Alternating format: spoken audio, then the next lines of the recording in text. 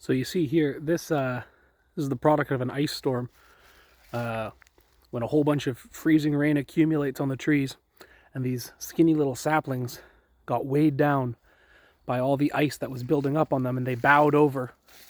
And then they stayed like that, covered in ice, for most of the winter, so that when the spring came and the thaw melted all the ice, they're stuck like this, shaped like this, in this beautiful archway over my path. Enchantment is all around you if you know where to look. And speaking of enchantment, we're in the woods. Night danger. I'm smokeless today. I'm without smoke. I just didn't have any in supply at the moment, and I wanted to go for a nice walk. It's cool, it's brisk. And I want to talk about magic. So I brought my thinking cap, my magic cap. It's from my son's costume box. I don't like magic. Or rather, I don't like magic systems that I have generally seen in RPGs. I like wizards. I like, in both books and movies, Egg Shen in Big Trouble in Little China, there's a Zelazny book. It's not Amber. The magic that you see in, it's a short story in a collection. I'm totally blanking on it, and I'll find it, and I'll put it in the comments or something. Anyways, I like wizards in fiction. I like magic. But I don't like how it's executed in games. And I think, for better or worse, Vancian gets pretty close. Like, Gygax was no slouch.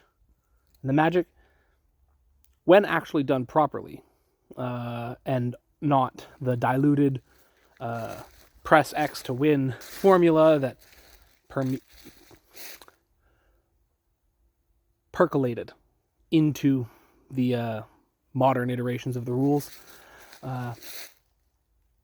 it works pretty good. Gygax's magic system, the Vancian magic of AD&D and OD&D, only really works if your players are doing spell research. And I don't mean learning new spells, I mean making their own spells. Because that's really where the juice is a wizard cooped up in his tower for months, performing experiments to create these new spells, jealously hiding his secrets from other wizards. There's ways to make Vancian work, but it just doesn't quite capture what I like. Now, what do I like? I like one of two extremes. I like magic to be either a sort of fantastic science with, I think, the Unseen University and Terry Pratchett's Discworld, or basically any sort of fantasy setting where you have wizards with laboratories conducting experiments and plumbing the depths of the universe and codifying things and trying to get them replicable. I like that. And Vancian gets very close to that, but it just lacks some of the flair and the instability that experimental science, I think, should have. And before somebody suggests Dungeon Crawl Classics or a similar spell misfire system, no, I don't want to be consulting a bajillion tables every time a player wants to cast a spell. At least I don't think I do. I'm open to being convinced, but I'm highly skeptical. The other end of magic that I like is, I think, Thulsa Doom in the Conan the Barbarian movie. He casts magic 2, maybe 3 times. He potentially hypnotizes Conan's mom so that she drops the sword, and then he kills her. He turns himself into a snake, and then he turns an arrow into a snake. He technically does that other one twice, but yeah, anyways. The point being, a lot of the mystery and strangeness of a sword and sorcery, of a pulpy magician like that, a lot of the mystery gets lost if it's like, well, I have, as Thulsa Doom, I have 4 casts of Arrow to Snake, and I can use them this day according to this. Like, it's too formalized. Instead, something like Thulsa Doom in that, or Merlin in Excalibur, the best King Arthur movie ever made, and ever to be made. No one's ever going to top it. But Merlin, his magic is always, you always get the impression that he knows how it works, but no one else does. And you also get the impression that he's not really fully in control of it. He's just kind of channeling and directing some external force. This sort of mysterious, unstable, patternless magic without consistency,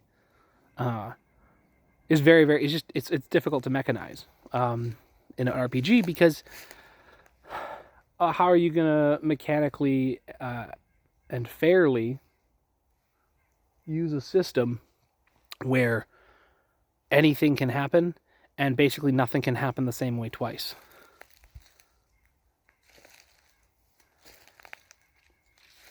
I've heard that Ars Magica squares this circle. I haven't read Ars Magica, but I'll take a look. It's, yeah, there's something just missing. Something genuinely fantastic. Because often it feels like magic, and the reason I don't play wizards, for example, in D&D, is often it just feels like magic is this banal series of buttons that you can push to solve problems. And you can get creative with how you solve the problems and how and when to push the buttons, but it doesn't have this sense of wonder, this sense of danger and instability. And I don't think that just random tables and misfires are sufficient for that.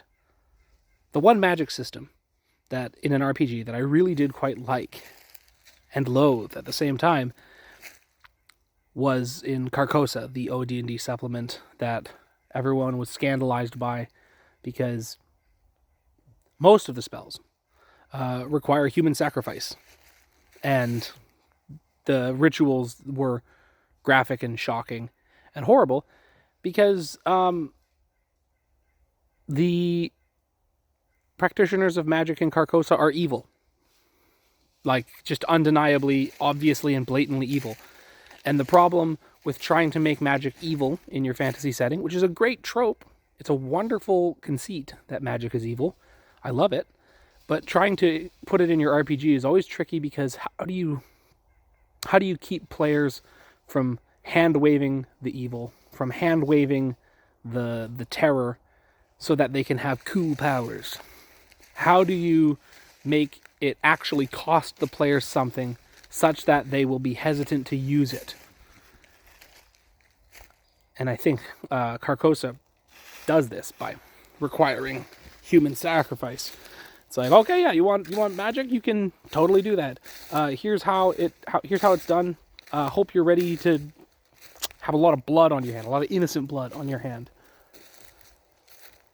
That is a expression of magic that is both evocative and very flavored to the setting. It's very horrifying and evil. It makes for great villains, great bad guys. I love a wizard bad guy.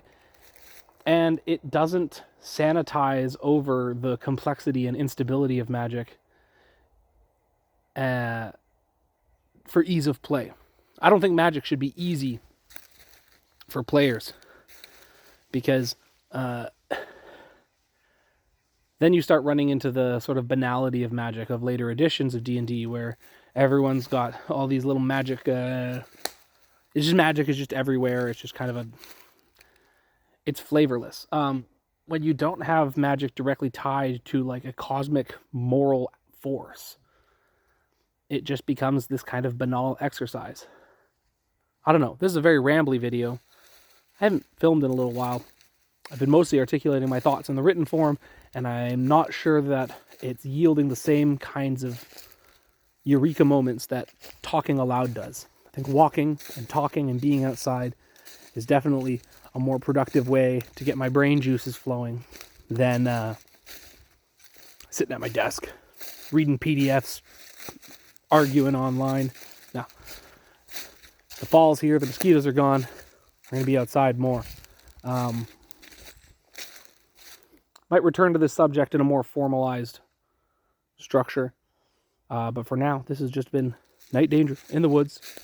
A little incoherent rambling, little crazed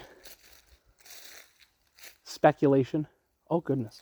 Hey, I know I showed you guys something at the very beginning of the video here with that arch, but I'm going to show you another thing that I just spotted, because it's cool as all hell. Because we've got this tree is just covered in these big burls. And it looks like it's still fairly healthy. But when it dies, we're going to have to cut in, because I bet you could make some really cool things. You get a cross section of those burls. Just be lovely. Well, anyhow, smokeless and in a wizard hat, this has been Night Danger in the woods. Wishing you all a very lovely afternoon.